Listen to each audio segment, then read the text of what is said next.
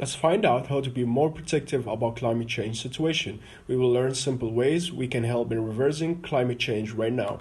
One way to help against climate change is to drive less whenever you can. Rather than using your own personal car, try to carpool or use public transportation. If your destination is close enough, maybe you even consider walking or riding a bike.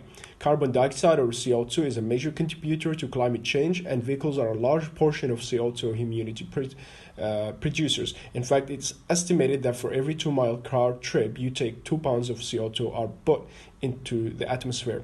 Please thanks all these kids riding skateboards or bikes, even though they won't get out of the street.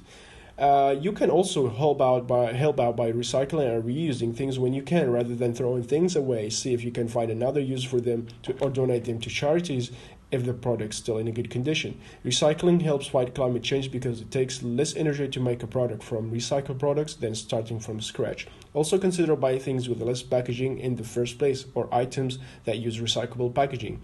This next one might be a little scary to everyone who has taken part in a war of the thermostat.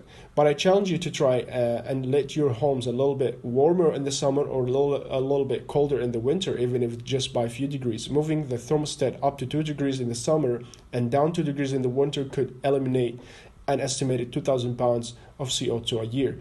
Your diet can also be a part in the climate change battle.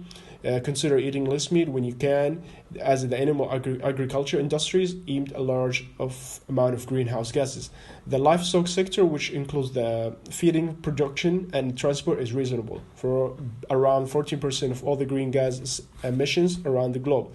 It's not necessary to be vegan, but maybe try things like meatless Mondays or pick a plant-based portion, even just a meal, and you could have a meat.